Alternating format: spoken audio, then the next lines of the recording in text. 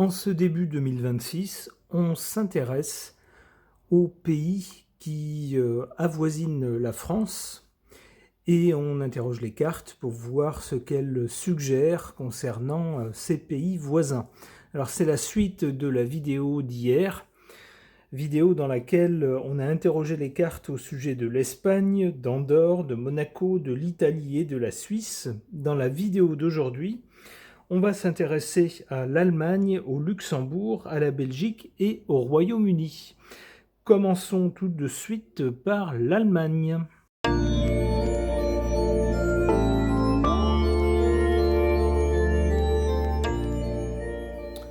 Bon, eh bien, même si l'Allemagne connaît de grosses difficultés économiques en ce moment, on a là un tirage tout à fait positif pour ce grand pays européen, voisin de la France. Alors, dans le détail, ça nous donne quoi?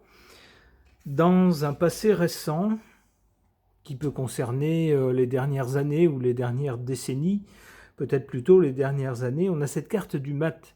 C'est-à-dire que pendant les dernières années, on a eu un pays qui a fait des choix assez, j'allais dire, assez surprenants, en tout cas assez discutables.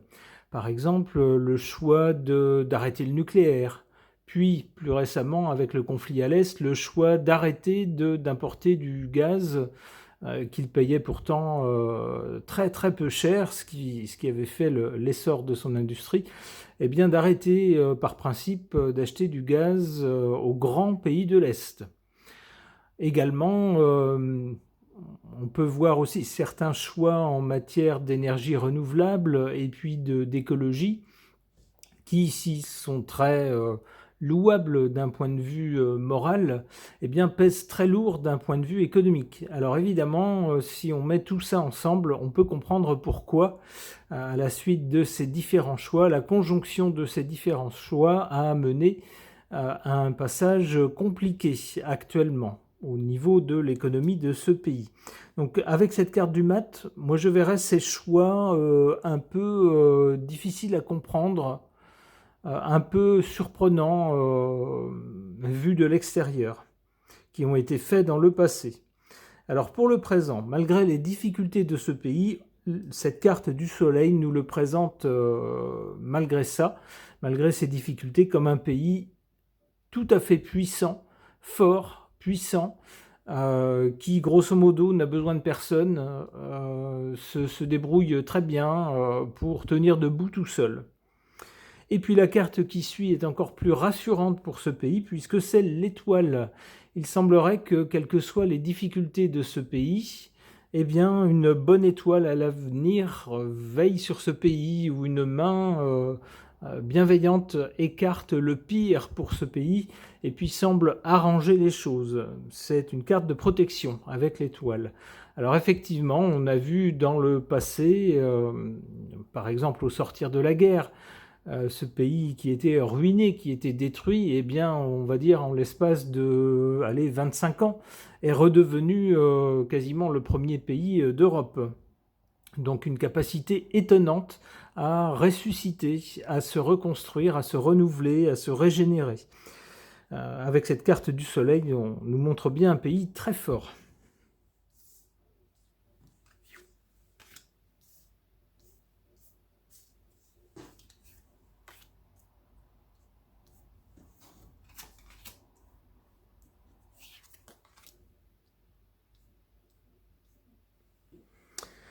Alors, en défaveur de ce pays, on a la carte de l'empereur. Il y a un problème de souveraineté et puis de... Alors, c'est lié à la puissance du pays, si vous voulez. C'est que parfois, ce pays ne sait pas s'imposer.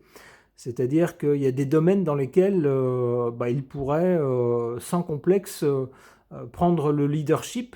On peut penser au domaine international, comment dire, dans le cadre de la diplomatie par exemple, mais peut-être que le poids de la Deuxième Guerre mondiale pèse encore un peu de culpabilité, et c'est peut-être pour ça, alors je ne sais pas si c'est ça, mais c'est peut-être pour ça que ce pays semble refuser de prendre un leadership trop net au niveau international. Alors, en revanche, il y a d'autres domaines où, au contraire, d'autres pays vont reprocher à ce pays de se la jouer trop perso. On peut penser à la dimension européenne, où c'est clairement désormais ce pays qui fait la pluie et le beau temps. Ce que l'Allemagne veut, en fait, l'Europe le décide et l'impose à tout le monde, alors que ça ne convient pas toujours à tout le monde. Donc il y a un problème d'autorité qui parfois n'est pas là lorsqu'on en aurait besoin dans certains cadres, dans certains champs, et puis dans d'autres est trop présente. Donc voilà où est le problème. En revanche, en carte favorable à ce pays, on a cette carte de la papesse. C'est très bon pour ce pays. Ça nous indique que l'un des atouts de ce pays, c'est le côté réfléchi, le côté intelligent, le côté on ne se laisse pas guider par des idéologies ou des émotions débiles. On prend les choses de façon pragmatique, calmement, on évalue les choses, on les étudie. Et puis on fait les choses normalement de façon assez sensée, assez calme, assez réfléchie. On ne dépense pas l'argent qu'on n'a pas, par exemple. Vous voyez, c'est ce genre de choses. Tout est fait de façon intelligente. Et puis on a aussi, cette carte nous l'indique, un côté assez taiseux presque. C'est-à-dire que contrairement à certains autres chefs d'État qui ouvrent leur bouche à tout bout de champ, sur tout un tas de sujets qui parfois ne les concernent pas et pour lesquels on ne leur a rien demandé, eh bien dans ce pays, on a plutôt une tradition d'une attitude plus humble, plus, on ne se met pas en avant. Voilà. Si on nous demande notre avis, on répond avec des arguments sensés, intelligents. Mais sinon, on ne va pas aller s'imposer, on ne va pas aller faire les fanfarons. On nous dit que c'est une bonne chose qui joue en faveur de ce pays. Ok. Concernant nos voisins européens, qu'est-ce que les cartes peuvent nous suggérer du Luxembourg ?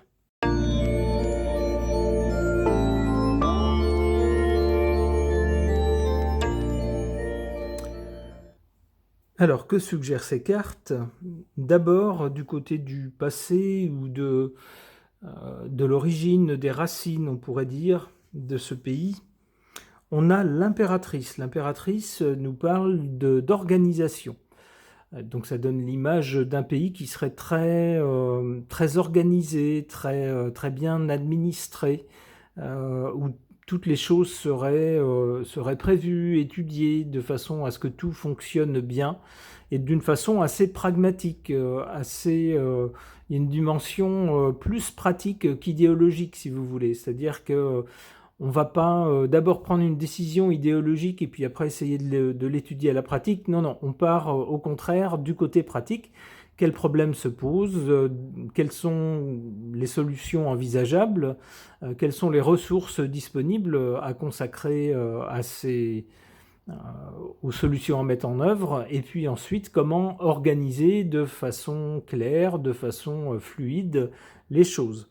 Donc ça donne vraiment l'image d'un pays très bien organisé, de façon, alors ça serait dans l'ADN du pays si vous voulez. Alors pour le présent, avec ce jugement, on a une sorte de résultat, une sorte d'annonce qui est faite suite à la carte précédente. Eh bien, le jugement qui est porté, ou le résultat, on pourrait dire, de ce qui a précédé, eh bien, c'est un des pays avec les niveaux de vie les plus élevés, alors d'Europe, ça c'est sûr et certain, mais également du monde. Alors voilà, c'est le résultat d'une gestion bien faite, sans exagérer les choses, mais en étant à la fois prudent, mais intelligent. Pas non plus en ne faisant que ronronner sur ses acquis, mais en essayant de vivre également avec son temps, et puis en s'adaptant, mais d'une façon fluide, d'une façon qui soit bien étudiée. Eh bien, les résultats sont là avec le jugement. On a la trompette qui retentit, c'est-à-dire que c'est un succès. C'est même tellement un succès que du côté de l'avenir, on a le pape. Le pape, c'est une espèce euh, de leader moral, de quelqu'un qui incarne. Alors, c'est pas quelqu'un qui a un pouvoir temporel, pratique, mais c'est quelqu'un qui incarne des valeurs morales, qui sert de guide moral, si vous voulez. Eh bien, ça pourrait être ça pour le Luxembourg. Le pays est trop petit pour représenter un poids économique au niveau mondial, mais cela dit, son modèle très réussi de développement, de gestion, d'administration pourrait à l'avenir, avec cette carte du pape, eh bien, servir de référence, servir de modèle pour d'autres pays qui vont se dire, bon, comment est-ce qu'on fait, quel choix on fait? Eh bien, regardons dans quel pays les choses fonctionnent bien et on pourrait tourner ses yeux vers le Luxembourg.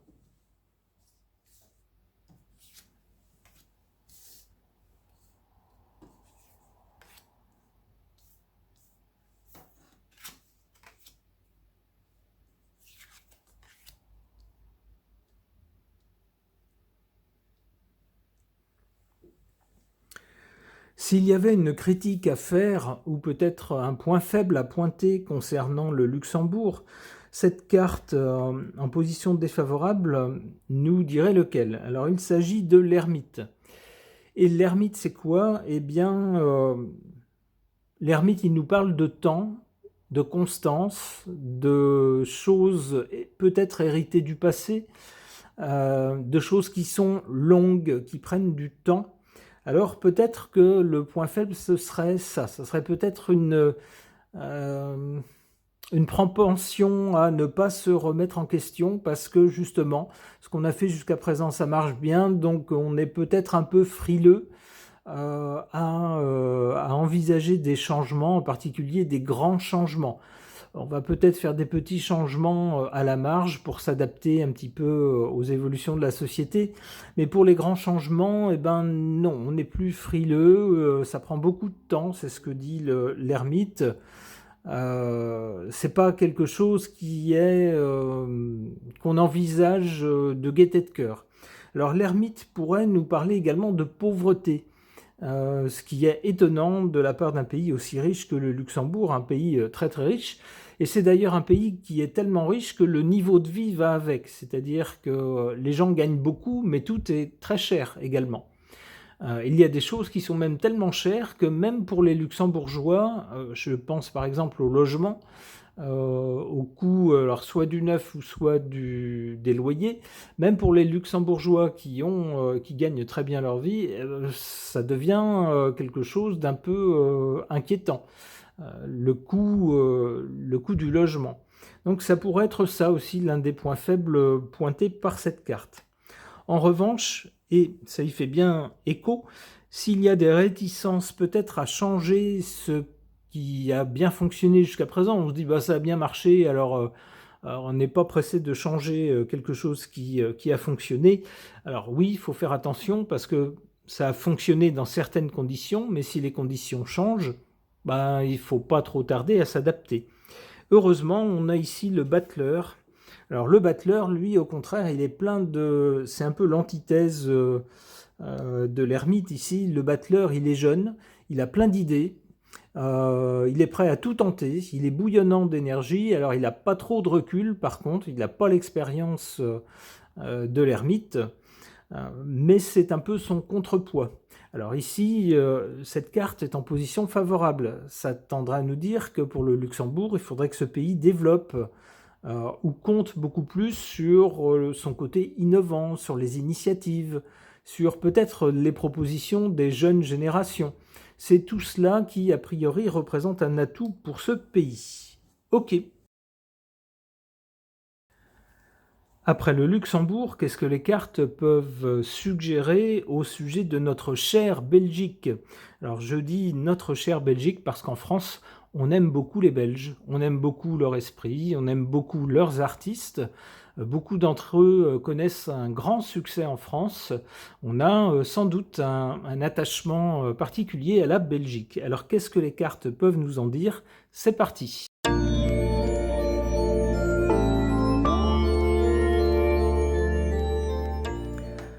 Alors, qu'est-ce qui se passe pour la Belgique? Qu'est-ce que les cartes en suggèrent? Du côté de l'avant, du passé, on a cette carte de l'étoile. L'étoile nous parle de protection, nous parle de choses qui s'arrangent, nous parle de chance également. Donc ça pourrait nous dire que dans les années passées, les décennies précédentes, ce pays n'a pas eu trop de soucis à se faire. Tout a bien roulé pour lui. Notez quand même que cette carte est du côté du passé. Ça pourrait nous dire que maintenant, ça pourrait être plus compliqué pour ce pays. D'ailleurs, pour le présent, on a cette carte de la Lune.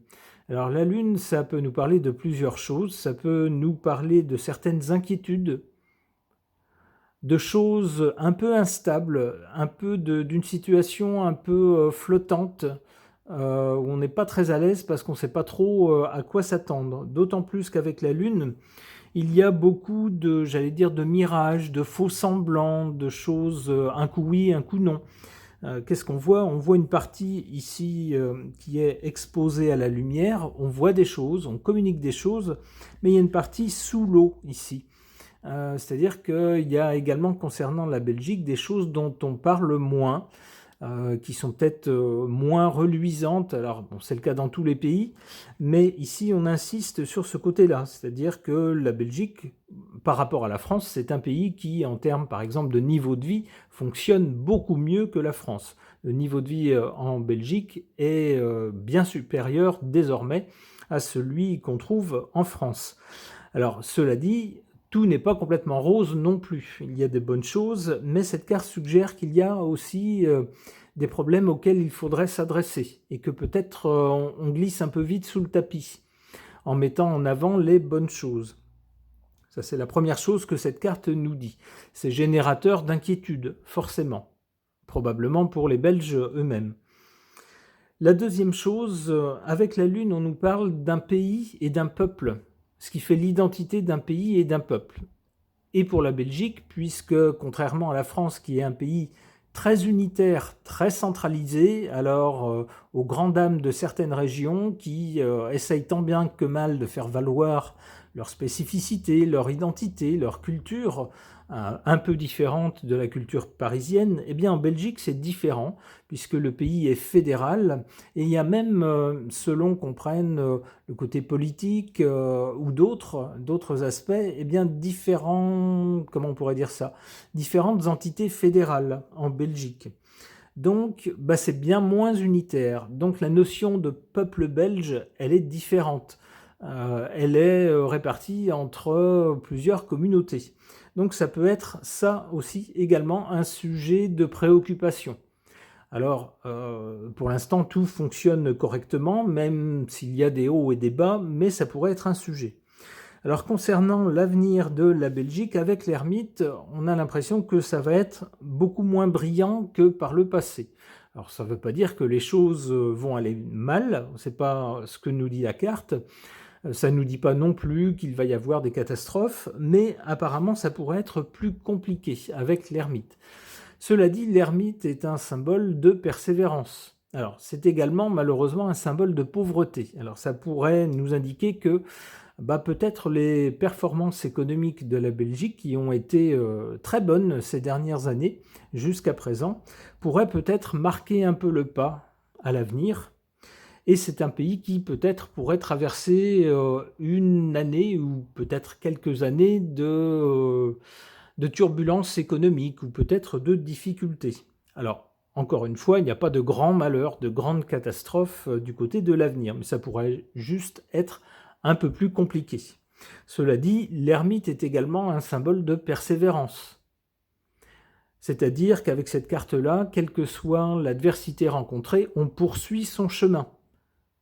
Même dans des conditions plus difficiles qu'à la normale, eh bien, on poursuit son chemin. Bon an, mal an, on va jusqu'au bout, on porte la lumière jusqu'au bout, jusqu'à son but.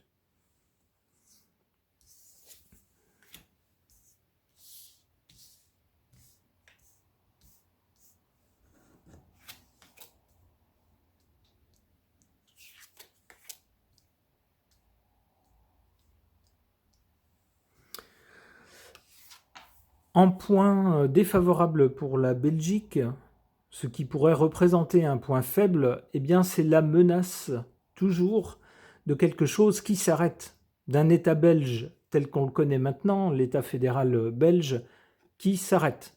C'est toujours l'épée de Damoclès qui plane au-dessus de ce pays. On sait que les deux entités, l'entité flamande et l'entité wallonne, bon gré mal gré, ont appris à faire les choses ensemble. Alors j'hésite à dire le mot ensemble, parfois on a un peu l'impression que c'est plutôt côte à côte que réellement ensemble. Bon, les deux ont l'intelligence quand même de faire que les choses fonctionnent. Mais régulièrement, on a soit de petits incidents ou soit des crises institutionnelles qui nous rappellent que l'unité du pays, l'existence du pays tel qu'on le connaît, est peut-être plus fragile qu'on peut le penser. Donc il y a toujours ce danger, cette peur, on pourrait dire, ou cette possibilité que tout s'arrête. C'est quelque chose qui joue en défaveur du pays. Cela dit, en carte favorable, je ne vous fais pas de dessin, celui-ci est suffisamment parlant, on a le soleil. C'est-à-dire que pour ce pays, alors qu'il a une organisation fédérale, on pourrait se dire « oh là là, ça ne tiendra pas ». C'est des peuples qui sont différents, on ne sait pas trop s'ils ont vraiment envie de faire des choses ensemble. En plus, c'est un petit pays, coincé entre des grands pays. Non, ça ne tiendra pas. Ça tiendra pas, vous êtes sûr? Eh bien, c'est l'un des niveaux de vie les plus élevés d'Europe. C'est là-bas que s'installent beaucoup de sociétés. C'est là-bas que beaucoup de frontaliers des grands pays environnants vont travailler parce que les conditions sont meilleures et les salaires sont meilleurs, entre autres aussi, mais également parce qu'il y a plus d'opportunités d'emploi. Mais c'est également là-bas que se situe le siège de, excusez du peu, tout le club européen. Donc pour un petit pays, c'est quand même pas mal. Alors il faut y ajouter aussi toute la culture propre à ce pays. Alors une culture double peut-être, mais qui justement enrichit 2 fois plus le pays. On a des chanteurs, on a des acteurs, on a des réalisateurs, on a des artistes, que ce soit en peinture ou autre, en architecture, qui viennent de ce pays, alors qui viennent ou qui demeurent, et même des personnalités d'autres pays qui vont s'établir en Belgique. Eh bien pourquoi? Parce que c'est un pays qui réussit. Cette carte nous le dit avec le soleil, on a vraiment, contre toute attente, un pays très fort et qui s'en sort très bien. Ok. Pour terminer cette série de nos voisins européens, je dirais dans la langue de Shakespeare « last but not least », c'est-à-dire dernier mais pas des moindres, le Royaume-Uni. C'est notre voisin via une mer commune, la Manche, et puis désormais grâce à un tunnel qui nous relie. Qu'est-ce que les cartes peuvent suggérer au sujet du Royaume-Uni? C'est parti.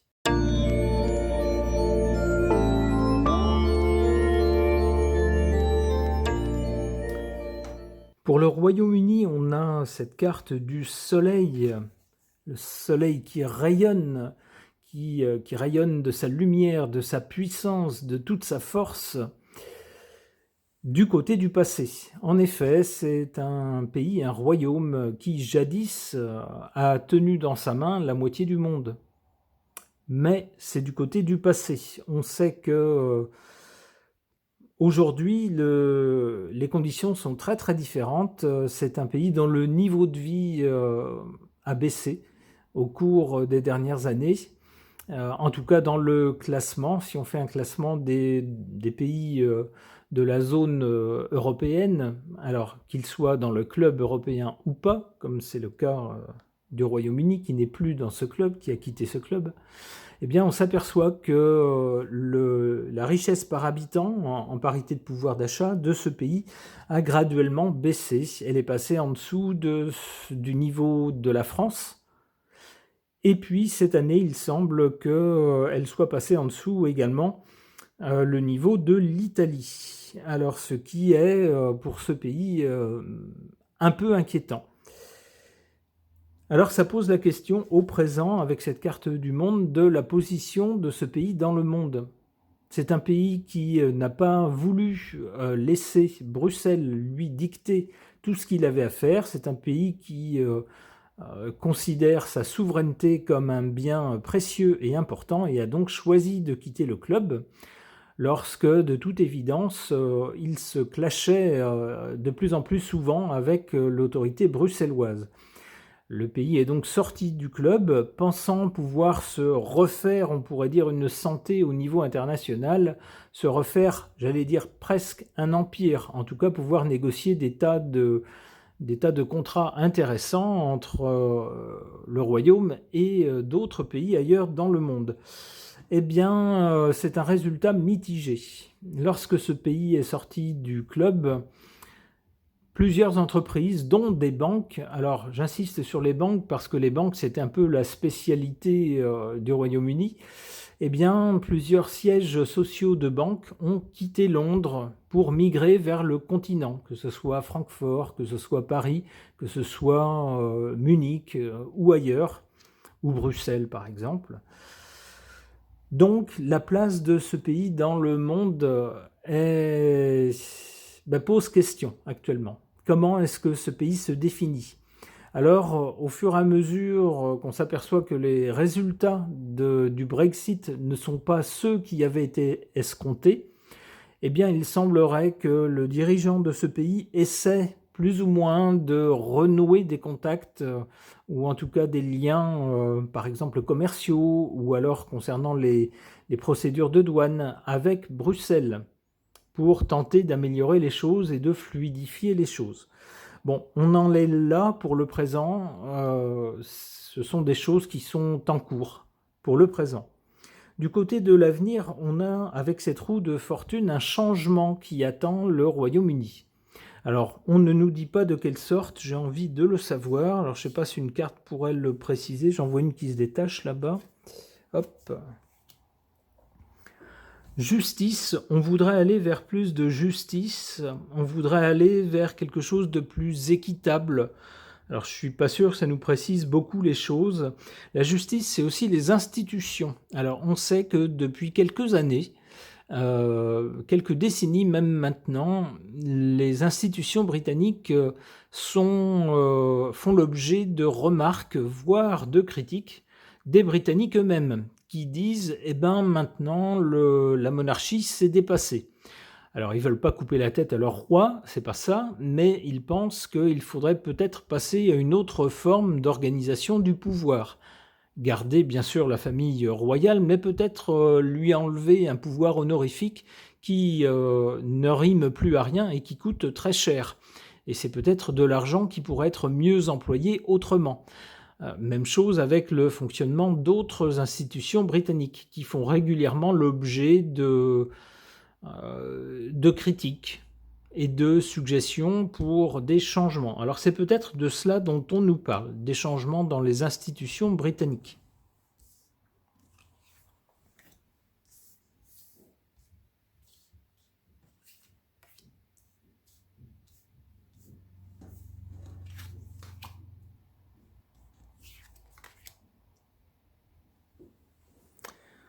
En carte défavorable pour le Royaume-Uni, l'étoile. Typiquement, dans cette position, c'est pas de chance. C'est-à-dire que si dans le passé c'était un pays très fort, et donc fatalement lorsqu'on est fort, forcément ça crée des opportunités, ça dissuade certains de nous chercher des noises, donc ça crée les conditions de la chance. Mais lorsqu'on devient plus faible, alors c'est pas un pays qui est au fond du trou non plus, faut pas exagérer, mais lorsqu'on a perdu de sa superbe, qu'on a perdu de sa puissance, de sa richesse, eh bien les adversaires sont moins cléments, ils hésitent moins à attaquer de front, par exemple, ou alors ils sont moins enclins à négocier. Alors tout ça, ça représente des opportunités en moins, en quelque sorte, des conditions défavorables. On a perdu la main bienveillante qui veillait sur ce pays. En gros, on a perdu la chance. Ce pays a perdu la chance qui l'accompagnait lors de ses heures glorieuses. On n'en est plus là maintenant. En revanche, en position favorable pour ce pays, on a cette carte de l'ermite. C'est un pays qui tient bon, qui, malgré l'adversité, tient bon le cap. C'est un pays qui n'oublie pas ses racines, qui n'oublie pas ses valeurs. Alors peut-être que la façon de les manifester, la façon de gérer le pays va changer, mais fondamentalement, les valeurs, ça reste les mêmes. On le voit bien avec, par exemple, cette famille royale qui, contre vents et marées, contre scandales et ragots, eh bien, continue de tenir debout.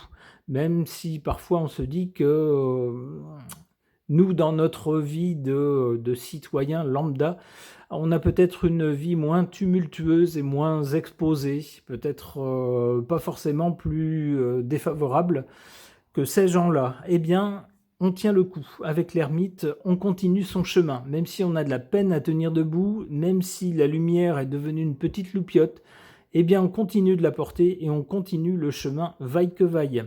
C'est un gage de persévérance, j'allais dire d'entêtement, peut-être pas d'entêtement, mais de persévérance. Ouais. On tient bon. S'il faut faire une économie de moyens pour tenir, on les fait. Mais on continue sur le chemin. Alors apparemment, c'est un signe de solidité qui joue en faveur du Royaume-Uni. Alors que ce soit pour les Britanniques, pour les Belges, pour les Allemands, pour les Luxembourgeois, on souhaite évidemment une bonne année 2026 à tous nos voisins. On espère que leurs gouvernements sauront gouverner sagement, défendre leurs intérêts, alors si possible pas trop contre nous, et plutôt voilà, dans l'intérêt des valeurs de leur pays respectifs. Ces tirages sont maintenant terminés, merci de les avoir suivis.